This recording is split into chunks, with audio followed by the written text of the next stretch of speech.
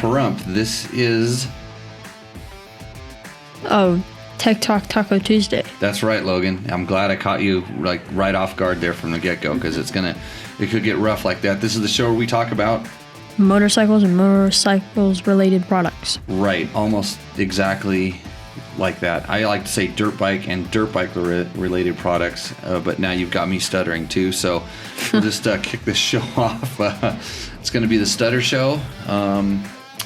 I think that we have a lot of questions. Some popped up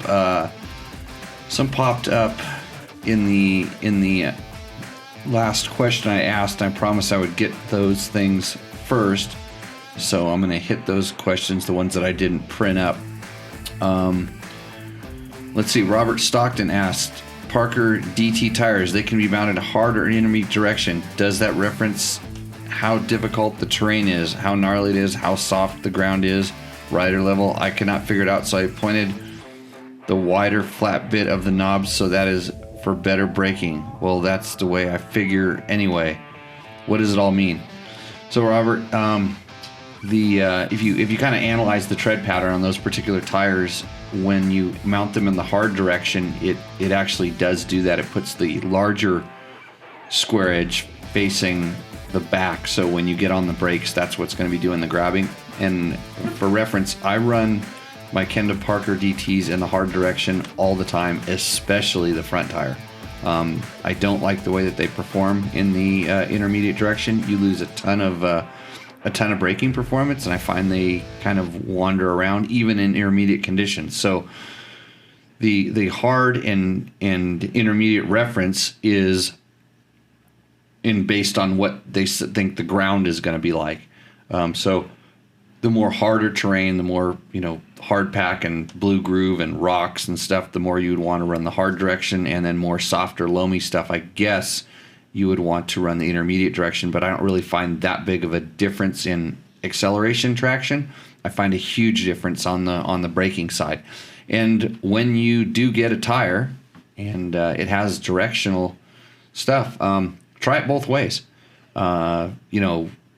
If you switch it around pretty early in its life, where the braking edge isn't worn, maybe you wear the traction edge, the forward edge down a little bit, flip that tire around and see how they work, and get an idea for which way you like it, and then try some different terrain. So that can be helpful. Charlie Tuna, 2018 500 EXC, recent valve checks, has one of my exhaust valves right at spec, 0.012 millimeters. The other three valves are all sitting in the middle of spec and are good to go. For planning purposes, would you recommend any particular brand Shim Kit? Well, since you're never going to have to adjust that sucker, or more than likely, as long as you don't let sand or something, or you don't like, hearing what the rev limiter sounds like for long periods of time, that'll probably sit right there for a long, long time. And even if it gets a little bit on the tight side, wouldn't be too crazily concerned. But what I have is I have the Hot Cams Shim Kits, and it's just a big box with everything in it because I have so many bikes. I want to have, and so I have like 7 or 8 different kits, the different sizes and everything, because when you go to the manufacturer and buy the individual kits, they're really expensive, and I've never had these shims fail or do anything strange. I don't know how much really wear there is on them. I mean, there is some pressure on them all the time, but they've been really good, and I've had them for probably 15 years, 20 years, some of those kits. And there's some that I'm short on. There's a couple sizes I'm short on, and I wish you could order individual sets. I think there's ways you can, but I haven't needed to just yet. You know what a Shim Kit is, Logan? Is it for jetting? No. It's okay. You have jets in the toolbox? No, I should get a Hot Cams kit. Don't. Oh, you got one. Oh yeah, I got a couple of them. Got a couple. So what they are is they're little round pieces of metal. Yeah, they look like pills. Yeah, and different sizes, widths, thicknesses. Yeah. And so when your valves, you have an adjustment. And what he's talking about is basically the free play of the lifter, or the cam sitting on top of a bucket. you always want to have some clearance, because if it's tight, the valve isn't going to close all the way and seal up the cylinder. So with the shims, you space it out, because it's all very carefully controlled and how they're built, so you can space the distance between where the valve and the whatever activates it, the bucket, and in between that and the cam, there's a little bit of space. So you can keep an eye on it, but I would instead of keeping an eye on it, just pay attention to how your bike works. The minute it seems like it's hard to start, then check your valves. That's the first thing I do when my bike gets hard to start. I check fuel filters, and then just check to make sure nothing's funky with it. Doesn't have like some sort of electrical thing. But when it's consistently hard to start, or if you have to bump start it, check the valves. It's always the thing. Then there was one other one. Rusty Nail says, DBT is the best source of valuable information for us regular guys. Thanks for doing what you do. Yeah, you're welcome. I'm going to pat myself on the back right now. Yeah. I took my new Tenere 700 on a maiden voyage this weekend. I think you bought it because I said it was good. So I need a, like, you have that bell over there for some particular reason. Like, I need a chart over here every time somebody buys a bike that I like. I should just put another notch on the bedpost, as it were. Let's see. The bike worked well, really stable, great usable power, and handled well. 2 issues. I need a recommendation on tires for 60/40 gravel firm dirt roads. Kenda Parker DTs. No, wait. I'm sorry. Kenda Big Blocks. Got confused between my 2 favorite tires. And also the best grips for easing hand fatigue. And I think George actually put a link to my school down below and said my school eases hand fatigue. But in reality, not gripping so tight will help hand fatigue. On some of I learned this about on rally bikes, they make these foam grips. And factory rally bikes, almost all of them have these foam grips. And when you come from any kind of other background, they're like lawnmower grips. And you go, I don't want to run those. But when you do long distance races, you end up running them. And I've put them on some of my bikes. The biggest problem is they're a little bit bigger diameter, and I like a real small diameter grip. But if it really is a thing like that, it might not be the grips you're after. It might be some sort of a vibration dampening in the handlebars. Flex bars actually can help with the hits that come through the handlebars. There's a couple other different systems out there, but those are the things that I use. San Felipe Bob says aftermarket rear tail brake light holder for a YZ450. I don't know. Does Sick Ass or someone make something like that? I'm not sure. I know they make a lot of KTM ones. Cherby usually makes a fender you can bolt on to almost anything. That's it for those questions. So we'll get the other ones. Logan, what's our first one over there with Katie? Hey, who's this show brought to you by? KTM. Right, and what is KTM? I had to write a new one because I got a new phone. Oh, well, a new phone. Yeah. Does it do as much stuff as the old phone? Yeah. Does your dad have the keys to it? No. No? Okay, go ahead. KTM has a ready-to-race mentality with every product it develops. With North American headquarters in Murrieta, California, KTM they're a fierce competitor on the racetracks around the world. And the brand's remarkable global success. Did you proofread this? Did you proofread this? Did you read it out loud before right now? No. You never read it out loud? No. But now you can tell. Yeah. Yeah. That's one of those things you got to do. You got to read it out loud. You got to practice this. You got to sing it in the bathroom, or read it off to your dad. He'll be sick of you. I mean, what did your dad just do? Like last week, evidently. Mm-hmm. Get a dirt bike? Yeah, he bought a dirt bike, right? Yeah. What did he buy? KTM 300. Because I told him to? Kind of. Oh, yeah, another notch right there on the wall. Yeah. Yeah, you can throw one at that. So no, you think it's because I told him it was good. It's because if you're reading this ad to him all the time, it's like he just doesn't, his brain doesn't even know what to do. He's been a Yamaha guy forever, almost, right? Yeah. And now he's buying KTMs. So you can see this advertising is clearly working. Yeah. It's doing what it's supposed to do. Thank you, KTM, for supporting the show.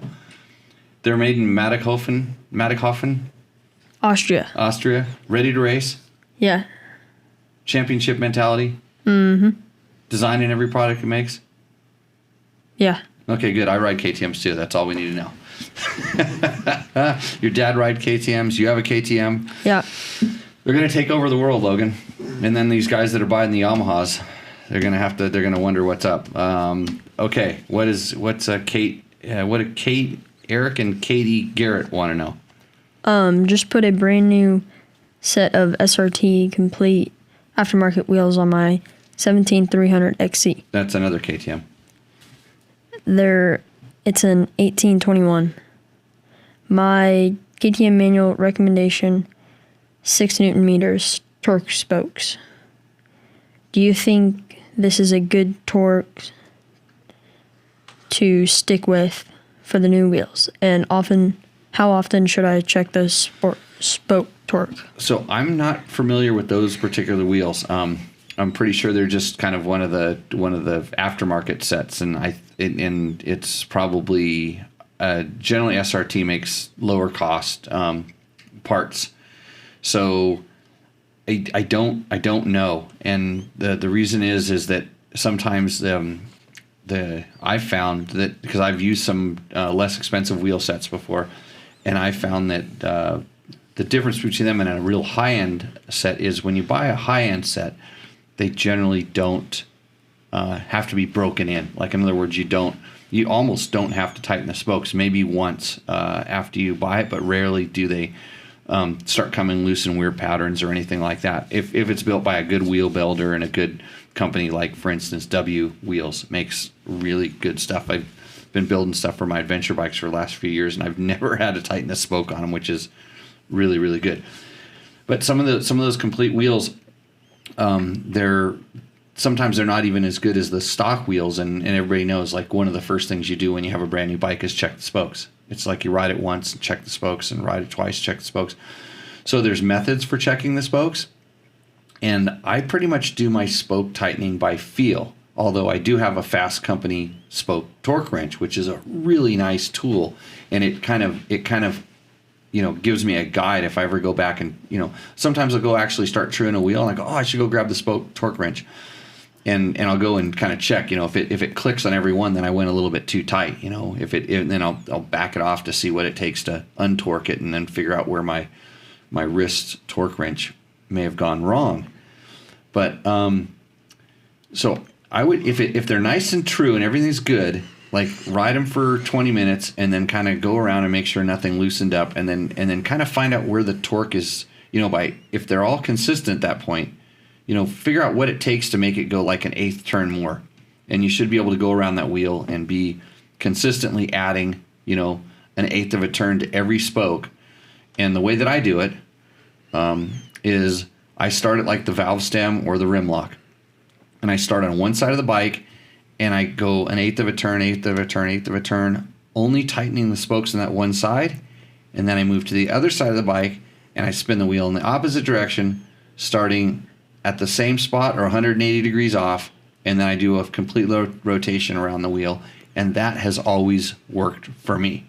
I've seen manuals that show how to tighten every 15th spoke or something like that, and you kind of count them around the wheel, and really strange methods. But what a lot of people don't understand is the spokes are essentially wires that are suspending that wheel an equidistant, around the center of the hub, and they're as much as it's like when the weight is down on the bottom of the wheel, like it usually is, the spokes that are up on the top are the ones kind of doing the work. It's kind of holding, it's suspending that thing. They're actually all doing a little bit of work, but it's like when you watch really high speed video of a bike going through the through the whoops, you actually see the rim bending and the spokes going into the rim, and the top ones it's like literally trying to stretch. Yeah, so it's an interesting thing.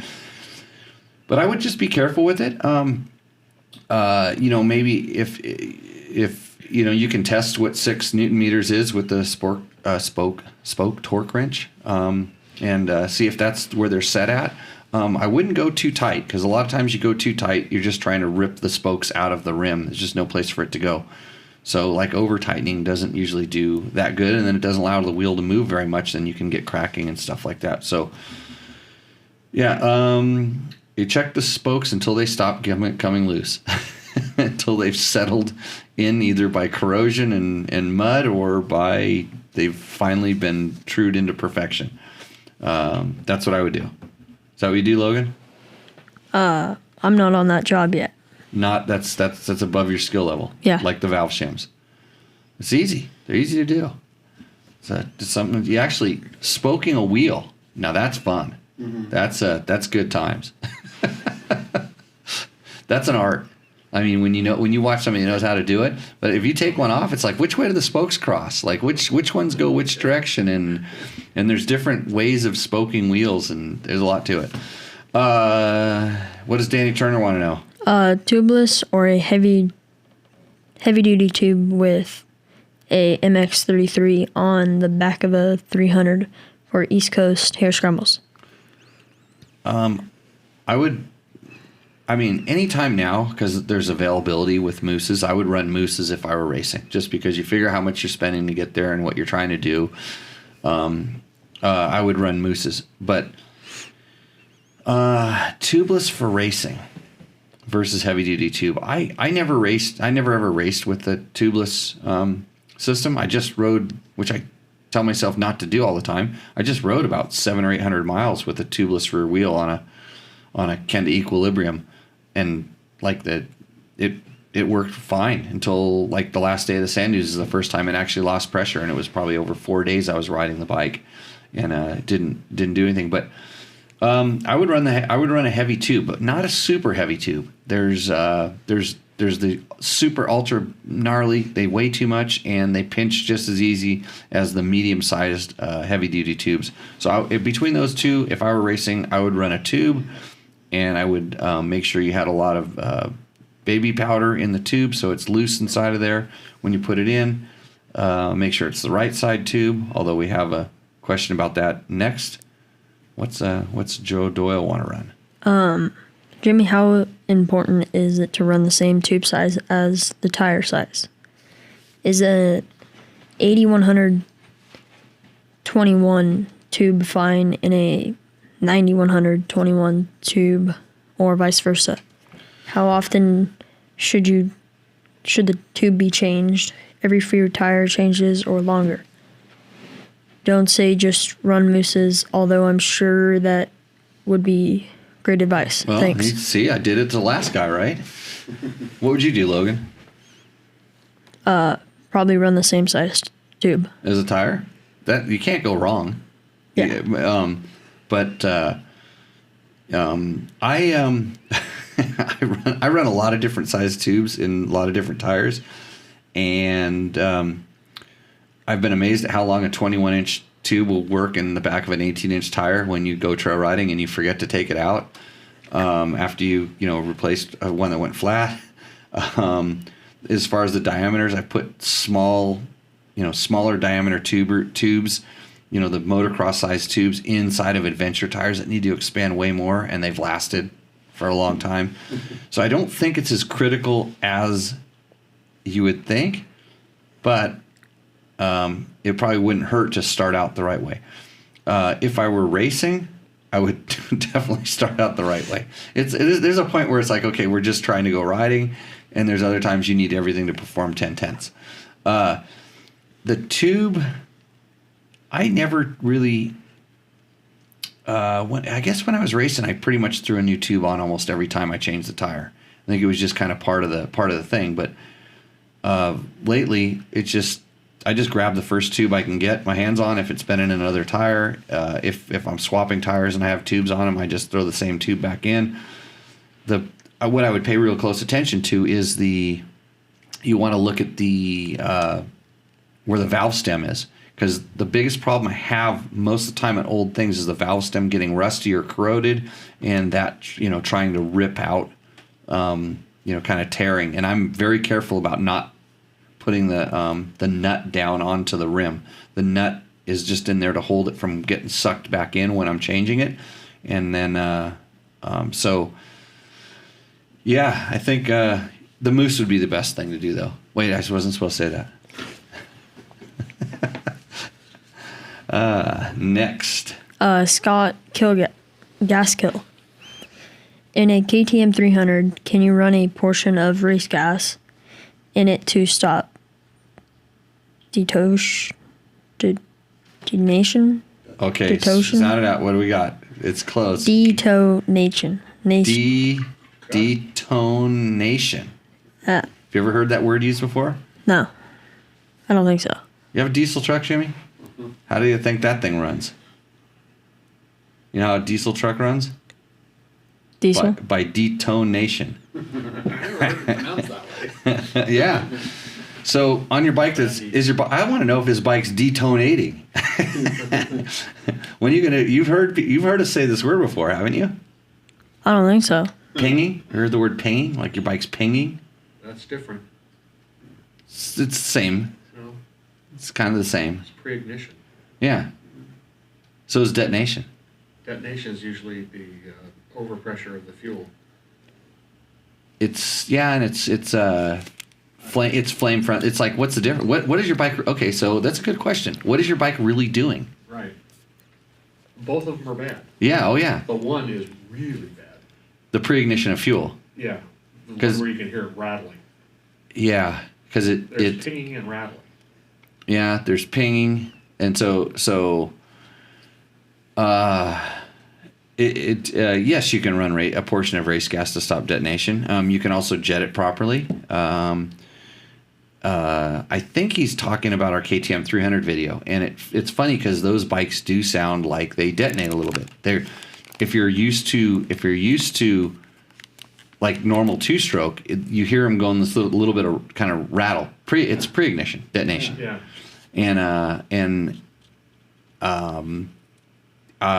If on that bike you start running race gas in it, I think you would have to, and I never tried it, I think you would have to, adjust the jetting via some sort of a fuel tuner. I don't think just putting different fuel in there it's going to, maybe it could accomplish the stopping detonation or pinging, but it might not be running right. It might not be jetted right. So I don't know if that's on the fuel injected bikes. I don't know if that's the difference, because anytime we ran race gas in a carbureted bike, we had to change the jetting to get the jetting right, or the jetting was off and we added race gas to compensate for something. Typically, the jetting was a little bit rich, and if you put some race gas in it, it would lean it out just a little bit. Am I saying that right, or is it the opposite? No, you want to lean it out if you have race gas. Yeah, you lean it out when you add race gas. So when the bikes were running rich, it richened them up, so they were lean a little bit. Yeah, that's right. So I do remember that, because a lot of times I would take my race bike and throw pump gas in it, and I go, well, I can't run this. They would not run properly. So gas kill, it looks like you're going to have to gas kill it somehow. I would just leave it stock. Get a fuel tuner. That'll fix. What's the next? I'm guessing SYX Moto. Dirt bike. My throttle keeps coming off. What do I do? Moto dirt bike. My throttle keeps coming off. What do I do?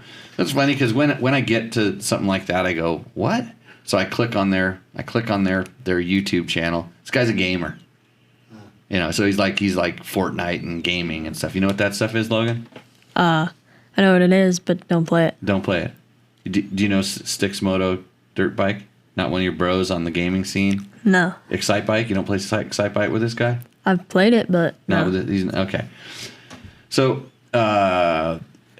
his throttle keeps coming off. What do? I don't know.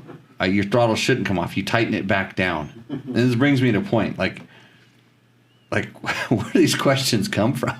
Like, what are you watching our video? We're not even giving away free dirt bikes. I mean, you watch this, and we don't even have to auction off free dirt bikes or do a contest for free dirt bikes. And you don't even have to make a stupid comment to get entered into the contest that we don't even have for free dirt bikes. So, you know what? You know what happens here is I get thirsty and I need a beer. What do? I don't know before, but whenever you start drinking it, you start making me talk. Right. Yeah. I don't have any long questions. There's not a question in our thing tonight that's long enough where I can set the headset down and run into the fridge and take care of my problem. I got you. Oh. I got it. Hey. Yeah.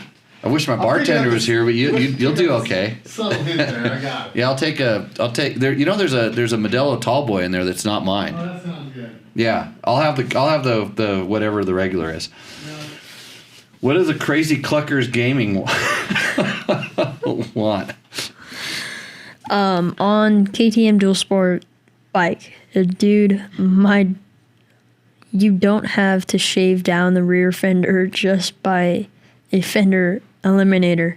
Right. Is that a hacksaw or is it? Well, I told him it was on my KTM 350 video, which, by the way, that's one with really bad audio. I'm sure someone's going to complain about that next because I remember the question. The fender extension there, it hangs down really far to put I think it's for splash or mud flap or something, or to put a reflector down a certain distance. It's all these DOT and regulations, EC regulations. Thank you, sir. The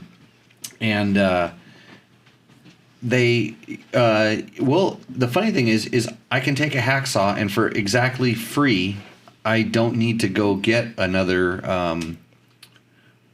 fender, and then if it does go away, I can get one. So it was just the free, easy way to stop my fender, my license plate from going. Oh, I know why we do it, because actually on the stock bikes, I think it was a 2019 or 2018, the license plate is actually mounted down low, and so we actually cut the lower part of the license plate off and mount it the license plate so that the lower part of the license plate is now mounted on the top part of the license plate, and it pretty much eliminated that problem. I was expecting to have to replace those, which Moto just did to one of my bikes, even though I didn't need it. He just replaced because he had a kit, and but I've been riding them for 2 years now, and they haven't come off. And I was pretty sure they were, but I wasn't putting anything on the back fender or anything heavy or something. So, crazy Cluckers Gaming, yeah, have.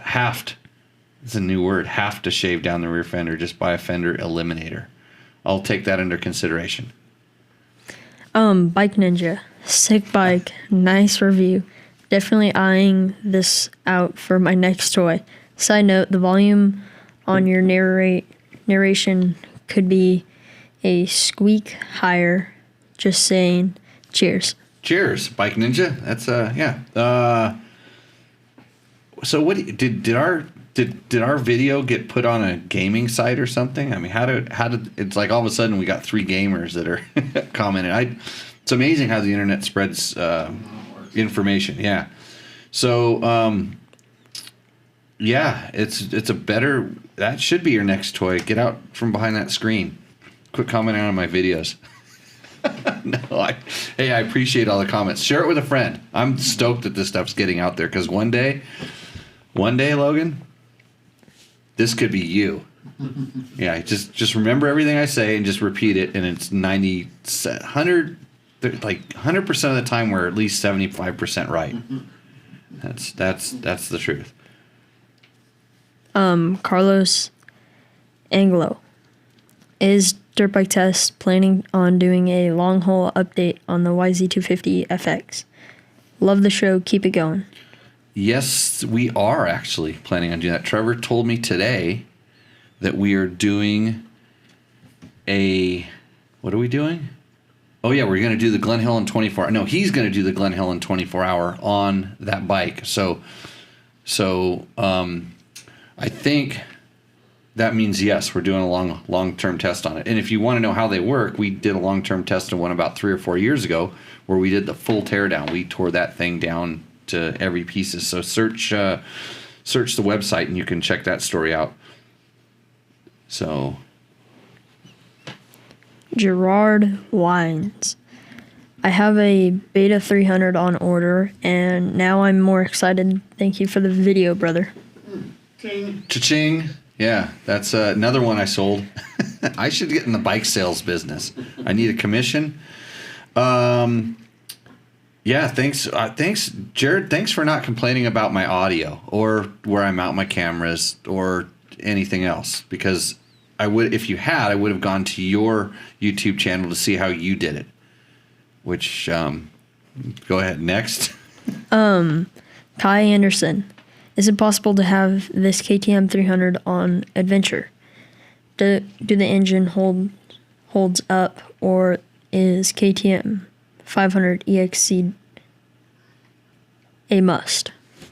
So Kai wants to know if he can adventure out on his KTM 300. You can. I think for the most part that those bikes are plenty durable to do stuff. They're just not as comfortable going down the road at 60 and 70 miles an hour as a 4-stroke. They just don't like to hold that RPM. I mean, not to say that they can't do it, and I don't even know what it is. That's a good question. Like what causes a 2-stroke to not be as pleasant as a 4-stroke when it's going down the road? Rotating mass? The torque curve isn't flat. Torque curve isn't flat on the 2-stroke. The 2-stroke is. Yeah, it goes, but they flatten off. They all flatten off. It's just the 4-stroke is easier to ride because it has a longer. Yeah, it has longer power. The power is delivered over a longer RPM range, right.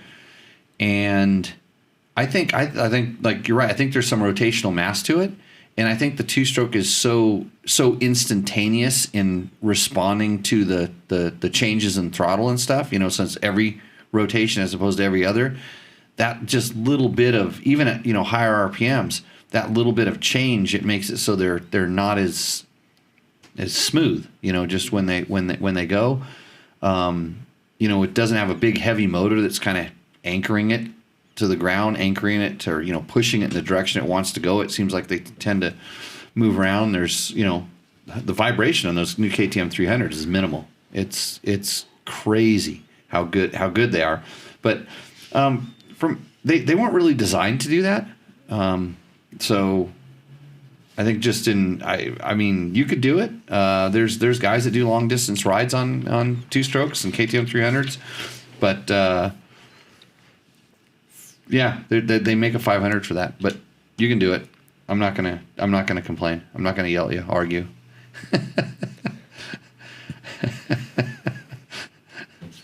They're pushing buttons inside the chat room, Logan. They're trying to get at me. You see what they're doing, right? I see it too. You see what they're doing? They want to hear the bell. Oh. Yeah, they want to hear the bell.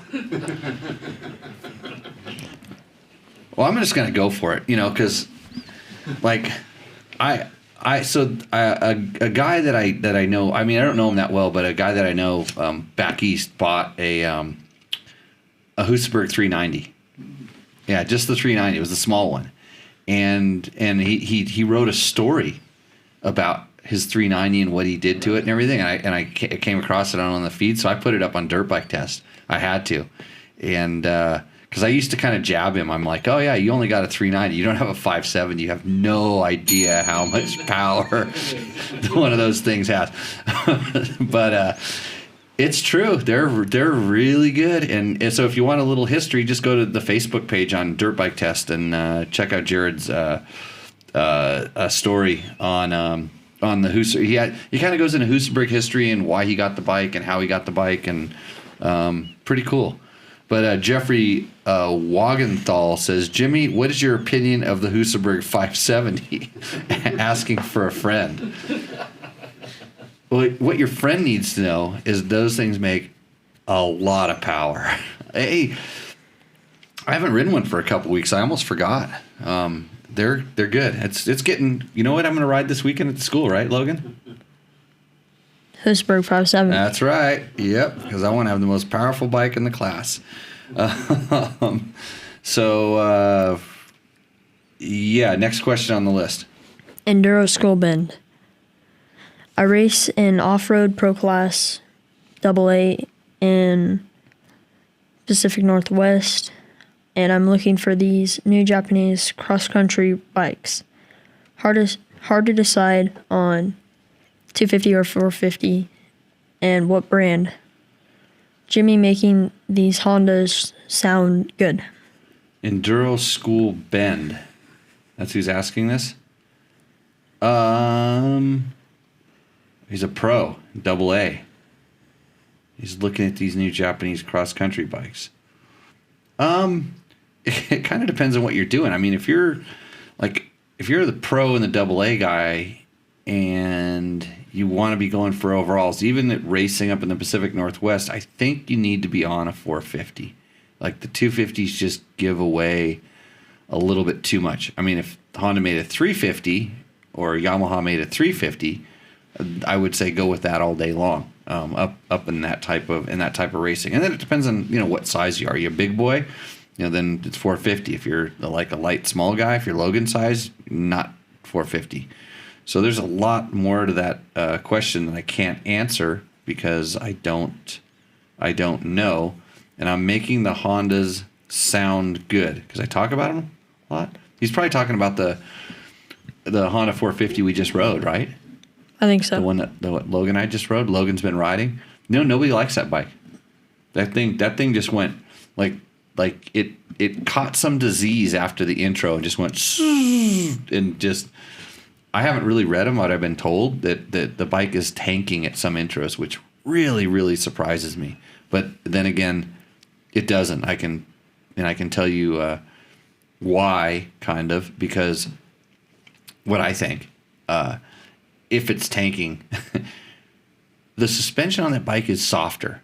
They made it more soft and plusher, and I thought it was really good. And I didn't, like I said, the bumps weren't that big that day, but it didn't really strike me as being so soft that it wouldn't work at a lot of places. And when you get all these quote test riders and magazine guys doing reviews, they are all pros and faster, and so softer means slower for the vet rider, for the not the real race guy. It's not pro level, and the direction has just been getting more and more and more aggressive. And I've seen it for the past couple of years. Everybody's kind of whining back because they realized they were for their real customer, not the 10 or 15% of people that make their decision based on a magazine shootout, but for the real customer, like that bike is way, way better. I think that the stuff that people complained about with the older Honda and some of the other bikes, the stiffer, more aggressive suspension, and they rolled it back, and I think they did a pretty good job. They screwed the pooch with the jetting, or the not the jetting, but the ECU mapping little glitch at the bottom, which some people don't notice, but it's like, to me, it's like delivering the bike with a flat tire. It's like everything on this bike's good, and it has a flat tire that you could have fixed very easily. And it's like, yeah, but it's all good. They would just put air in it, And that's kind of the fix that'll come. I'm sure that in some way, shape, or form, they will either reflash ECUs. The bikes are out to customers, and I don't really hear customers complaining about it too much, or I haven't heard it yet.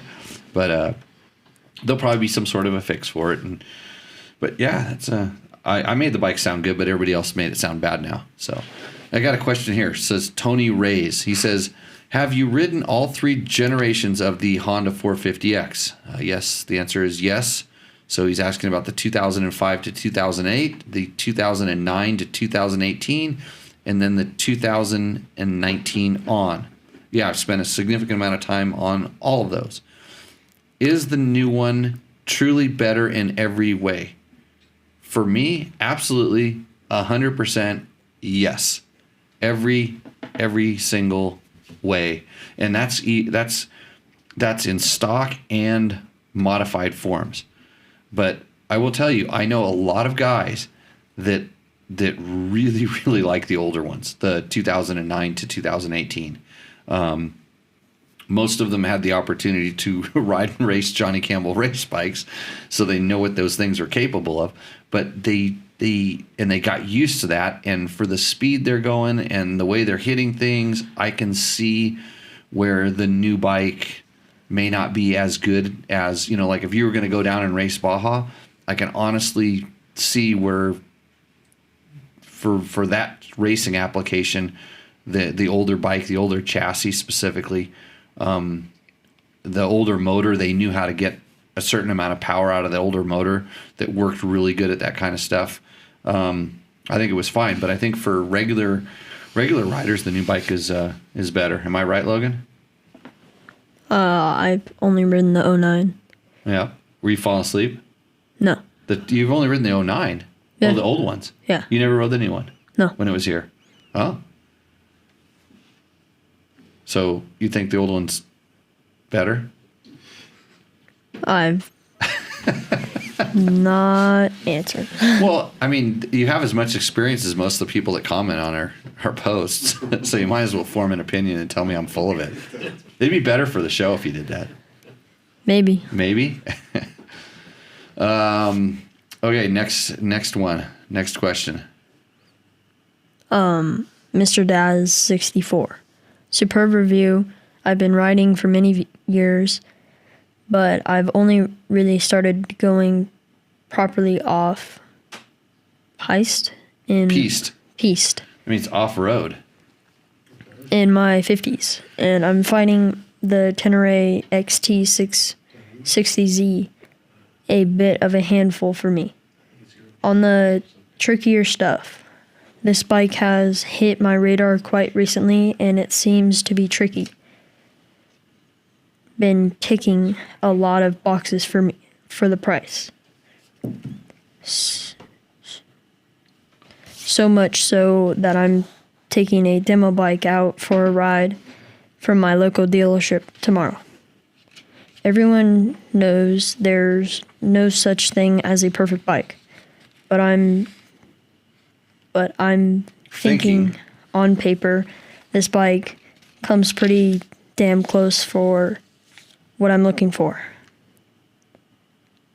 What I'm looking for as an alternative playmate to sit beside me beloved Tenere in the garage.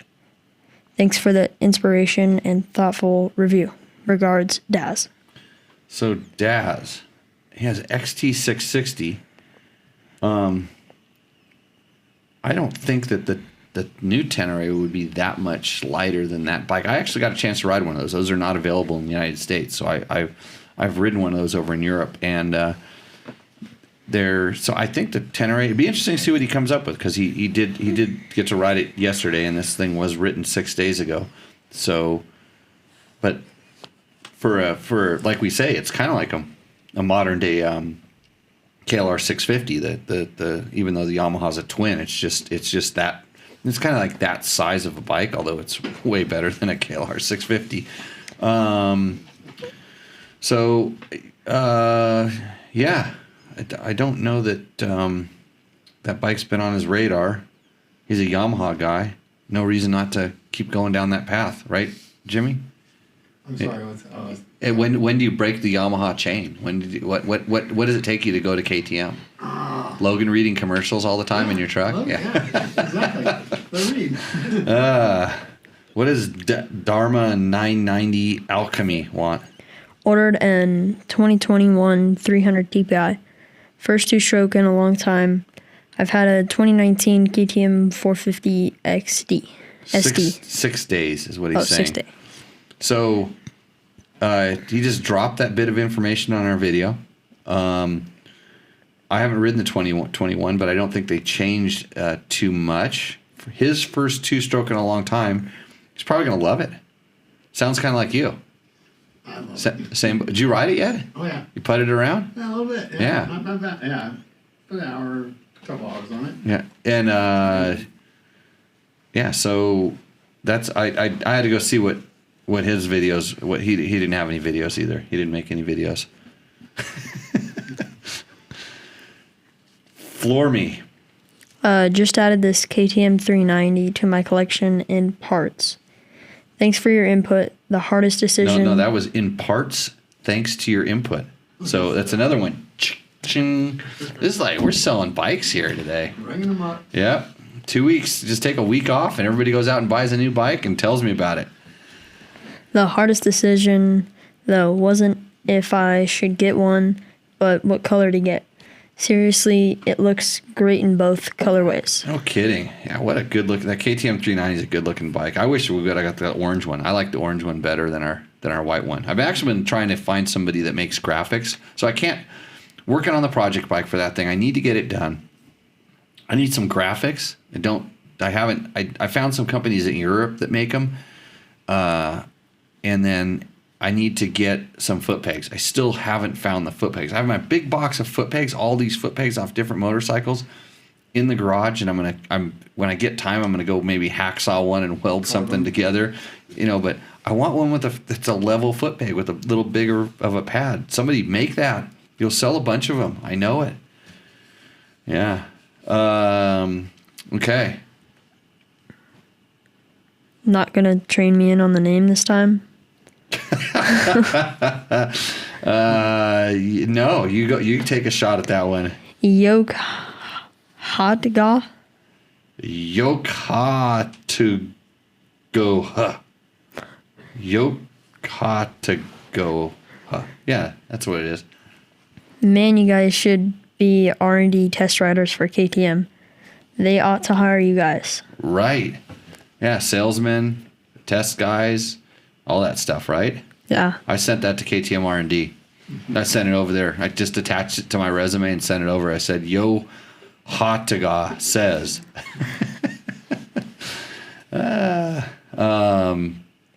Next one. To Ari, this was a really good in-depth review that took a more practical riding approach than any of the other ones. Of course. Somebody should start a show where they bag on people that mess up names. Like try R and then two I's. Try R-E, right? Try R-I-I. Trary. Try R.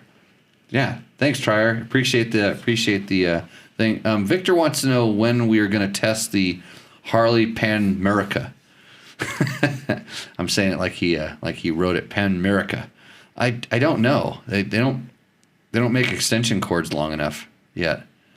That's the electric Harley bike that's part of that TV show that those two guys are riding on. Yes, Bob. Tell Victor you'll do a test on it when he starts making a strawberries and cream ice cream. So we picked up a piece of furniture from Victor a couple days ago when I was back in California. Victor pulled up in his van with most of, well, it's like, it depends on what you consider most of an XR400, because there was the frame and there was the bottom end, but no top end, and it had like a street tire on the back of it and some stuff, and I'm like, ready to race. So we were talking about bikes and stuff like that. So I got to see that I got to ride in that Rivian truck. That's that all electric. It's pretty neat truck.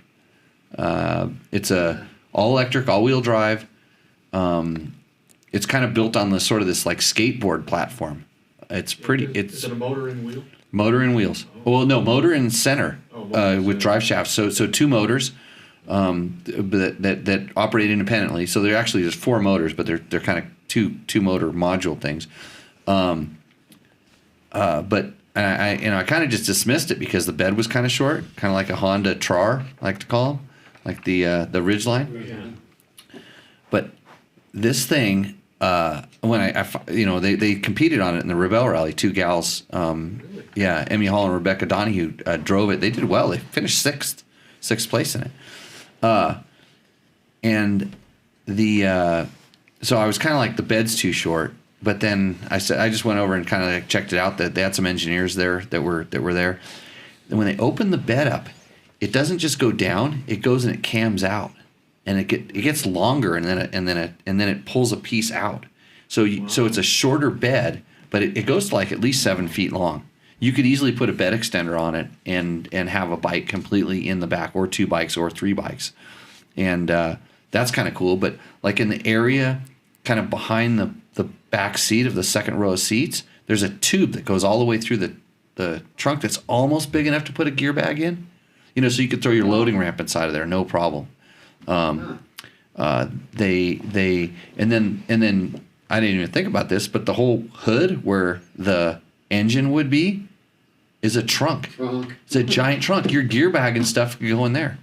I was like, and talking to the engineers, they had some motorcycle people involved in this design process, because they know that people put motorcycles, dirt bikes in the back of the truck, and they're the tie down hooks were in logical locations. It was like, this thing was pretty cool. I was kind of I'm kind of like a not really electric vehicle guy. I mean, I'd like to do it. I'd like to be able to charge my truck for 17 cents.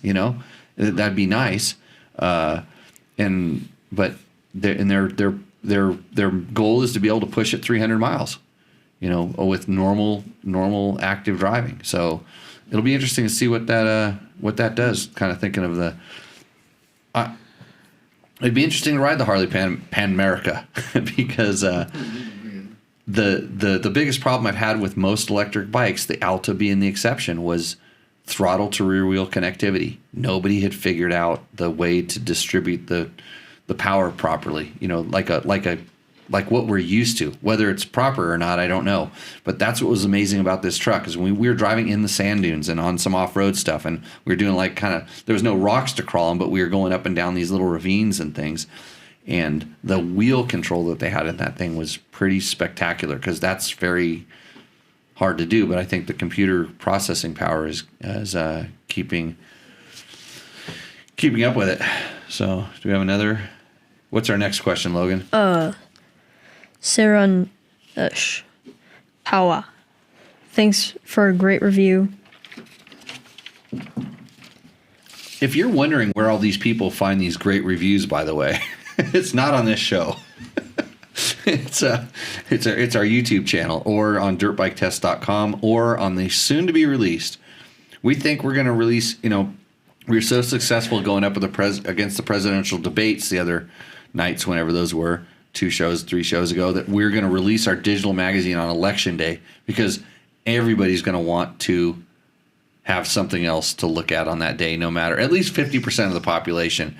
And then when you don't want to watch everybody that's going to do whatever they're going to do, you can just read about dirt bikes. So, plan a little extra time in your evening on November 3rd, and hopefully, if everything goes according to plan, Trevor really busts his ass, we will have a digital magazine. Keep going. Sorry to interrupt. What if this bike was offered without the adjustable suspension? How big a comparison that is as far as the off-road compatibility are concerned? Asking because adjustable suspension isn't offered in India. So he's talking about the KTM 390, where that bike is made. And they have a different bike. I think in Europe they even have a different bike than the one we get here. We get a little bit better suspension, and that's because we're better over here. Yeah, they have to take care of us, and the rest of the world gets junk, and America gets the best stuff. America. So, I bet you that in reality, 90% of Americans don't need adjustable suspension, because they don't even know what to do with it.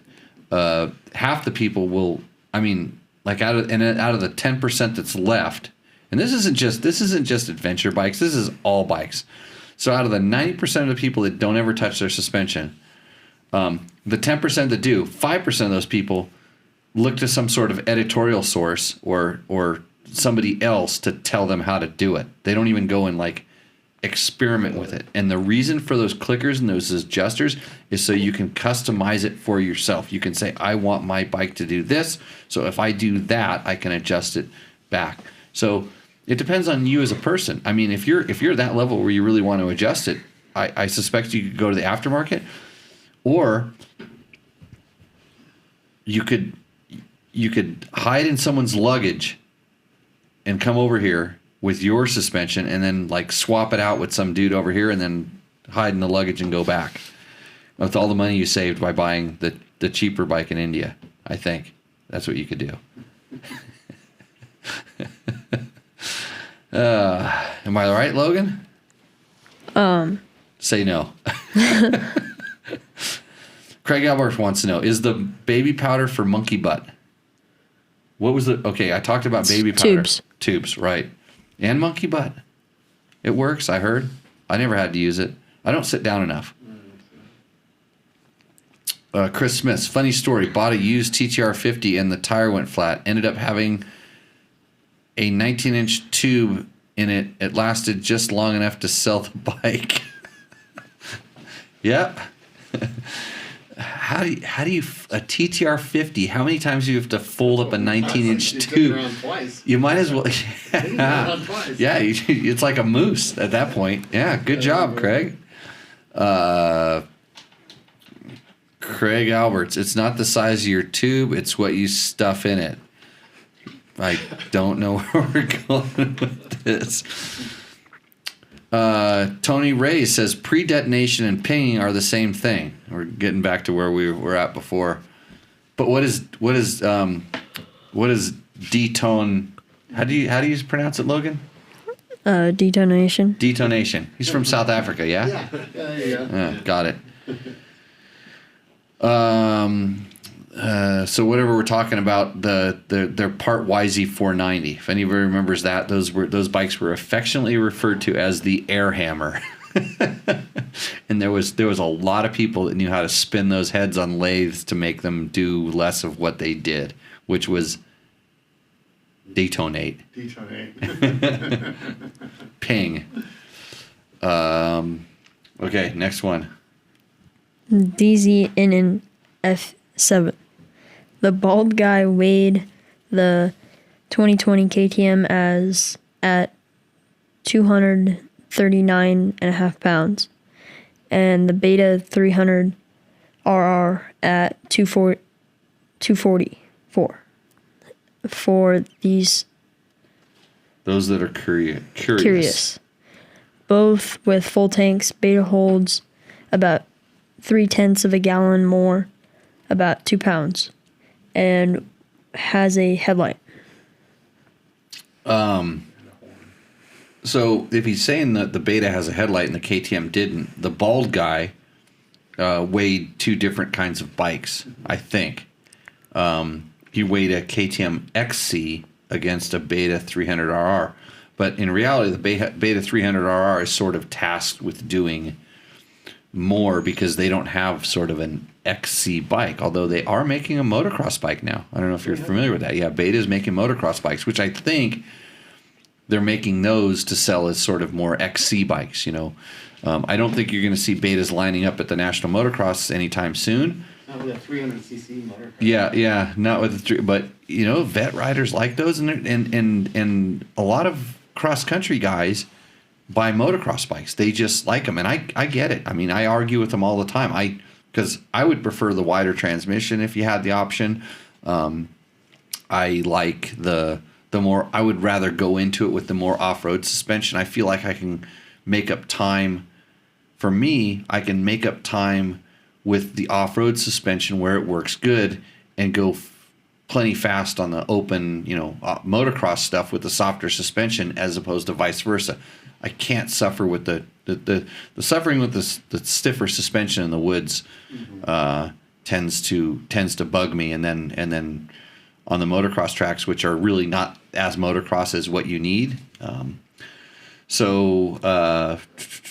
The bald guy, does the bald guy give away bikes, sell bikes, contests? We should enter his contest, Logan. We need to win a bike. I bet you it's rigged though. I can never win. Somehow I wouldn't win. We haven't done any bikes. If they give us a bike, I'll give it away. I don't have a problem doing that.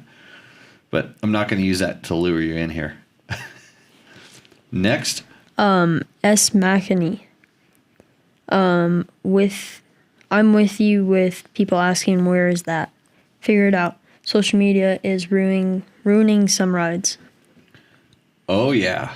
Yeah. Social media, GPS, all kinds of stuff like that. It's up to the people that know where the good riding is to keep the good riding under wraps. And you know how, I'll tell you right now, you know how you can find somebody that you should show your trails? It's somebody that will come and work on your trails with you and goes to meetings to keep your trails open. Those are the kind of guys that you can trust riding your trails. And I guarantee you they're the same guys that will not share it on social media. So just so you know, anytime you see us riding in a really awesome place, if you ask me where it is, you know what kind of answer you're going to get. It's like, ain't telling. George says, Logan, that KTM 300 that your dad buy, is he going to let Jimmy Lewis test it in King of the Motos? That was a question for you.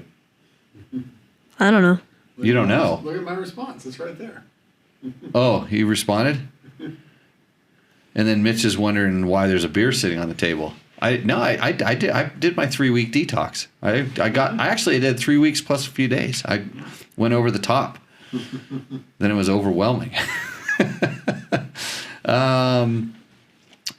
Troy Hicks, any thoughts on the big bore kits for KTM 350s? My top end went away Saturday night. Saturday night.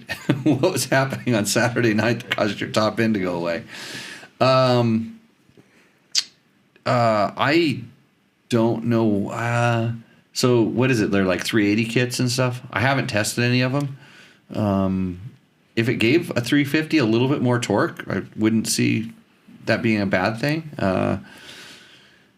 Because I think if your top end went away, now I'm worried about what's going to happen to your bottom end when you put a little more power on top of it. So why did that top end go away, Troy? I'm curious. I want to know. If you have a picture of the rod sticking out the side or something like that, or, let us know. The 24-hour Glen Helen will be a great test. Yes, it is. And Craig Albert says, two-strokes are fun. Roads, two-strokes are for fun, and roads are not. Yeah, I don't get that one. Roads are to get you to the place, not where you ride. Perfect. You see, we need smart people on this show, Logan. Otherwise, I just get confused here. You bailed me out. Next. Adam, that meant, Jimmy, how can I help my 5-year-old progress in Enduro? He's pretty skilled for his age, but we've hit the point where the bike is his limiting factor, mainly in suspension to ground clearance. A KTM 50 has the suspension and chassis, but the on and off motor, single speed transmission, and auto clutch neglects that benefit. I want him to continue selecting gears for the trails we ride. He's probably 3 years away from a 65 height-wise. I wish KTM made a Pee-wee Enduro. An SX50 chassis, 3-speed configurable clutch. Centrifugal clutch. Like a Honda 50. Transmission and mellow motor would be amazing. He's on a CRF 450 now. I'm ashamed to say I'm considering upgrading to a Chinese bike. Any advice? Hey, I actually don't think... Okay, so... I kind of get where you're at with where he's at 5 years old and stuff, because the KTM 50s, the little race ones, are gnarly. Like, they're gnarly, and watch the kids at 4 to 7 that are racing them. They're gnarly too. They don't really work any other way. Yeah, they're on off. Yeah, on off, crazy. So I kind of get what is he? CRF 110 would be my bet. Yeah, like a 110 but I actually don't see a problem going to the Chinese bike either. Like, here's the good thing about that is, well, a lot of them are kind of junky, but you get to work on them because they break. and you can get ones with clutches, you can get ones with auto clutches, but the 65 and the CRF 110 are kind of the same size also, and then you're dealing with the weight, and I think that could be some of the issue. Although the CRF 50 isn't light either, so fuel injection is so cool though. yeah, fuel injection is good. Yeah, that's interesting. It seems like most kids are able to move like from PW 50 or CRF 50 or something like that to, they can ride the 50. There's mods you can do those CRF 50s to get the ground clearance up too, if that's the issue. I would think that I would, check out BBR Motorsports. Because they make like shocks and like forks. They're mostly for big adults, but they make some parts that might get that thing up and get your ground clearance up. And then you can still continue to select the gears, which I understand is kind of important. And I'm trying to think if he must be a small dude. Like, let's see, he's 5-year-old and he's 3 years away from a 65. Because what was the 65 class? 6 to 8? Yeah. 6 to 9 or something like that? 6. Yeah. So, what do you think you should do, Logan? Honda, I don't think it's fuel injected, but they also make like a CRF 70 that's not as big as a 125. Oh, there you go. Not a It's got 110, some but suspension on it too compared to the 50. yeah. Yeah. CRF 70. Did they even make? Because I thought they replaced it with the 110. I don't know. There's I just saw one the other Yeah, day. It looks it's- brand new, but I don't know. Yeah. it looks like a Really look at it. 13-ish. Okay. Yeah. So maybe poke around for a used one of those. CRF 70 would be a good bike. That would be the perfect next thing, I think. Good job. Make sure the kid wants to ride it though. Make sure he wants to ride.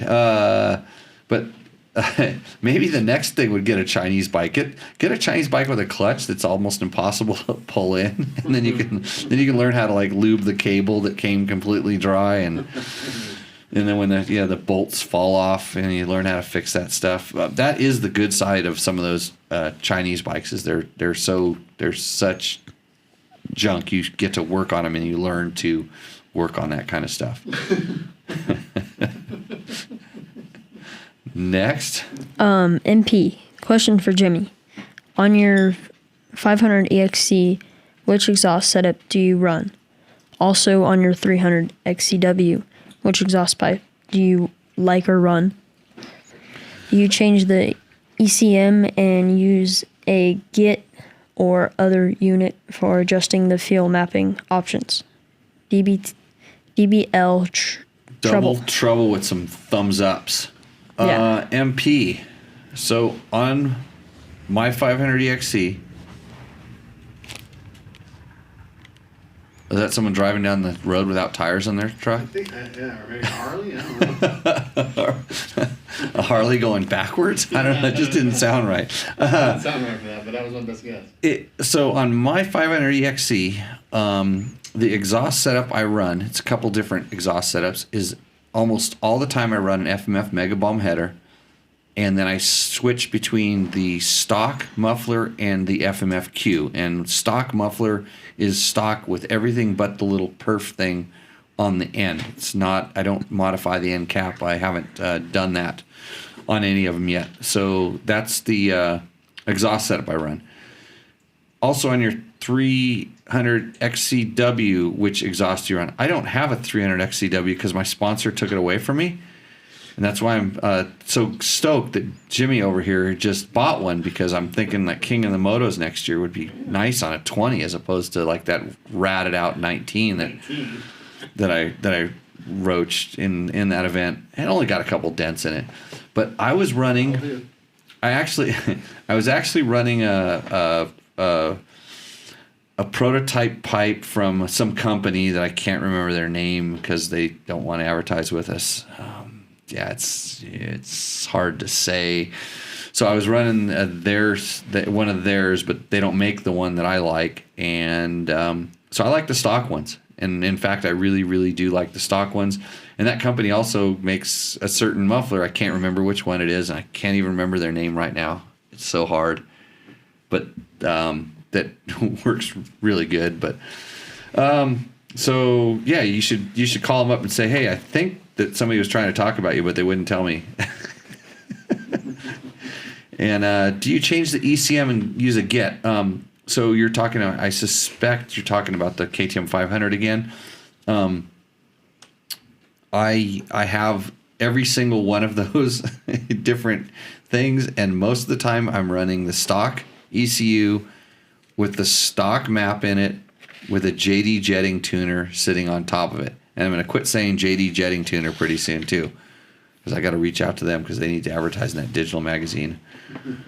But I've tried the get, and I have not yet ridden a get ECU that I felt had the rideability on the bottom that I demand. Sure, they made more power, but every bike that I rode that was super rideable on the bottom, it also made plenty of power, and I just turned the throttle farther and got it. So I've ridden some Vortex ignitions also, so that's another ECU swap, and they're better than the get on the bottom, but still not perfect. I want to, it's the problem is they come tuned, and it says like race muffler, like which race muffler is on it. And generally I'm not running a race muffler. I'm running a quiet muffler, not a race muffler. So their mapping isn't set up for my setup. And so you can't just plug an ECU in there and expect it to be better. And everybody that spends $600, $900, $1,000 on a ECU and an exhaust and goes, yeah, this thing's awesome. Let's go ride up some really traction compromised area where you actually need rideability, and I could probably put you back on a stock bike and you would do much better. And everybody gets pissed because I say that, but it's just that's the way it is. So because the thing about all those tuners is they're programmable, especially the Get, where you can go in and remap and retune with some of their software. It's a very similar software to what the Yamaha uses that comes stock with the Yamaha race bikes. And the Get tuning, you're able to do that, although I have not had the opportunity to put that tuner on a new bike with that capabilities. The bikes that I have, they can't be upgraded to that Wi-Fi system, and or when they were able to do that, the base maps that the company gave us to test with were so far off that it couldn't be corrected with the tuner. Make sense? And that since they're old, they're not working on them. They're working on the 21 stuff. They're not working on the old stuff. So I'd like to try that stuff. I'd give them a good base map to fix it. So next. Warren Haggy. Information review, especially the contrast with the 300RR you test rode. However, I didn't ride with my helmet 1 foot above the seat or resetting on the left grip. Consecutively, I prefer a helmet cam. I know all the cool kids are doing it, but I would be happy to see the chest cam and wrist cam go completely away. Dude, I fully invented the wrist cam. It was purposely put on there, Warren, to make you seasick. It was horrifying. It was bad. Yeah, it was just something I tried. Actually, the reason I did that is because I had to run.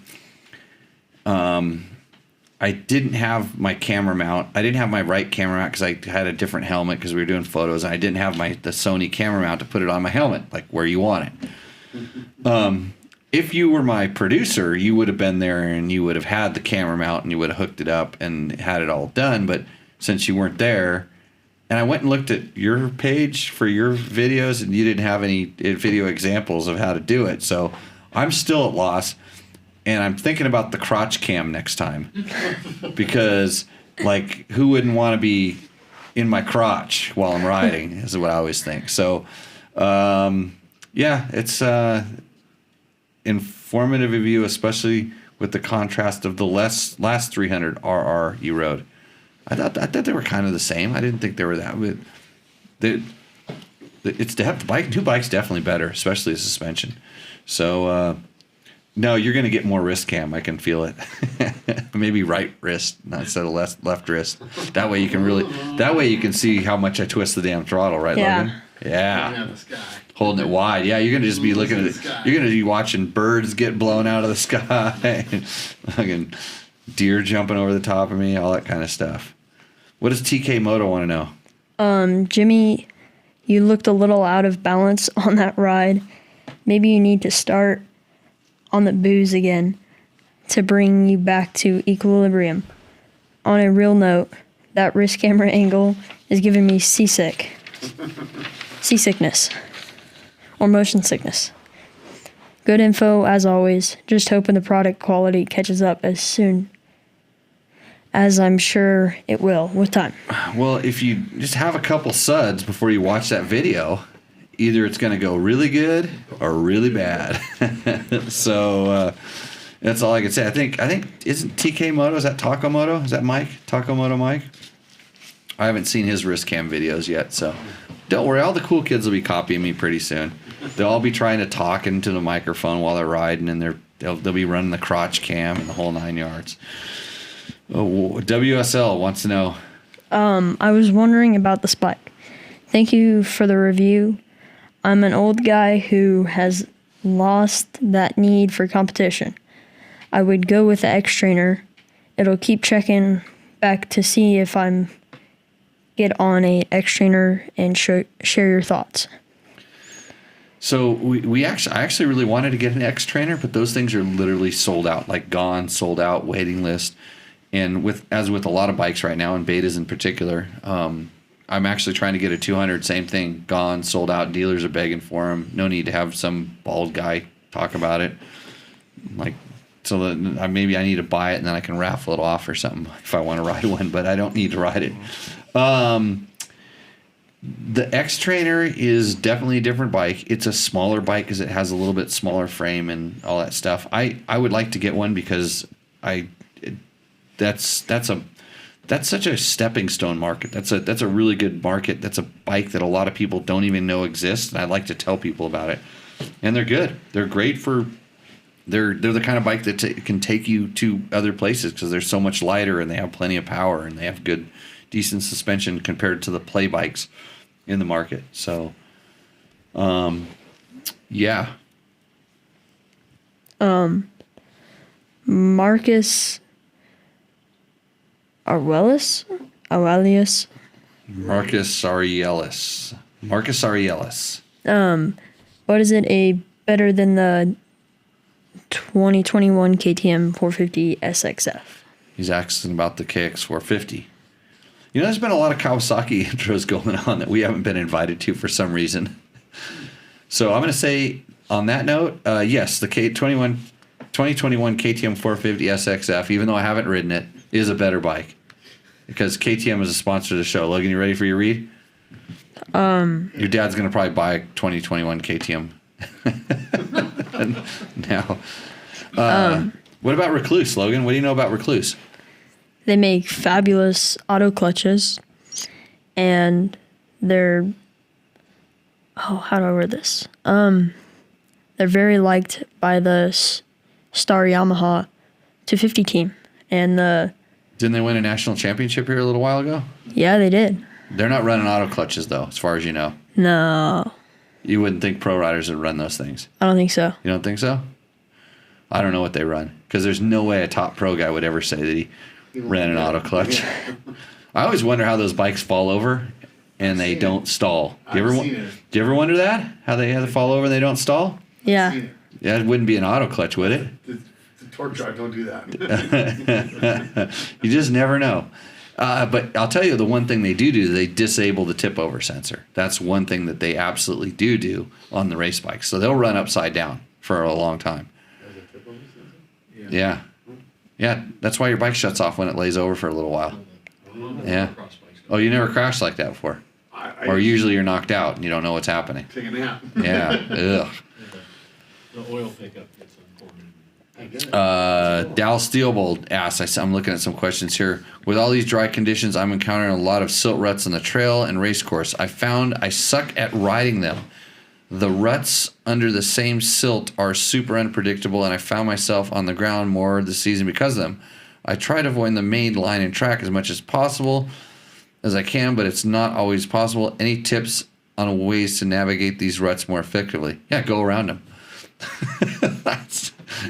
It's like water crossings, like muddy water crossings. You're just risking it. You're just risking it. So I found that you slow way down and ride through using the braille method, or you try to slow down and stay up on the edge, because just like you say, you don't know where the ruts are going. A lot of times there's stuff in there you don't want to hit.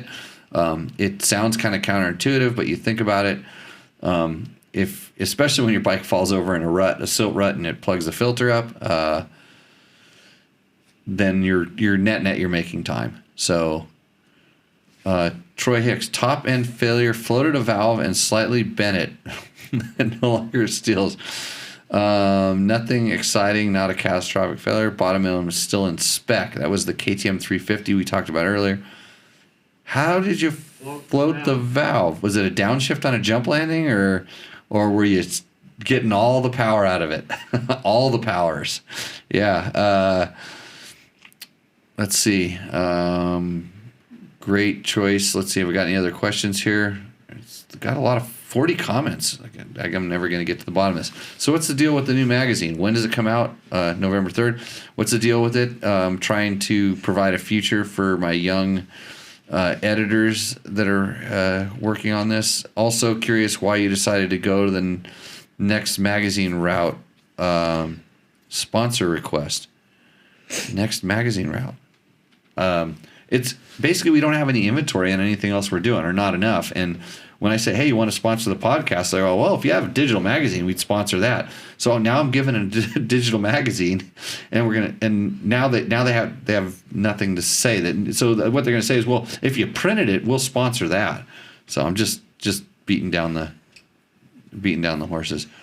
Somebody says to check my email. You can't come over and hang out at the show. We stopped doing that because we have crazy people coming. TK Moto is not Takamoto, says Todd Kelly. TK. Got it. We done? Are you done, Logan? I am. You're done. Over here. Over there. You got some stuff on the thing? On here? Yeah. No, on the you got your KTM thing. Oh, Yeah, I'm done with these questions too. KTM has a ready-to-race mentality with every product it develops. With North American headquarters in Murrieta, California, they are a fierce competitor on the racetracks around the world, and the brand's remarkable global success is reflected in every product it develops and every move it makes. And 4 out of 4 people in this room are now KTM riders. So that just goes a long ways to say that almost anybody can ride a KTM, even me. So, on that note, thanks everybody for joining in. Hey, if you want to know, if you're listening to this on the podcast, it's a live show every Tuesday night on Facebook. It's if Logan gets over here on time, it goes up on YouTube almost the next day. The website we talk about, www.dirtbiketest.com, has all kinds of information. Generally, the questions we talk about in the show have been answered previously there, and there's even more interesting stuff where you don't have to sit through all the boring stuff to get to the answer. You know what I mean? You know what I mean, Logan? Yeah. It's kind of like every time you come here and co-host, you just sit through all this boring stuff, and you're just waiting to read that KTM thing and hit the road. But the good thing is, no, the bad thing, you got a little knee injury, yeah? Yeah. Yep. Dirt bike? Dirt bike. No, you're supposed to say gardening accident, didn't you? I was riding horses. Bizarre gardening accident, right? So Logan's racing has been put on hold until he glues back together, but young kids generally do. And for Logan, for the Tacosaurus that we don't have any tacos in tonight, and for Jimmy Lewis. We'll see you out on the trail. Cheers. Woo!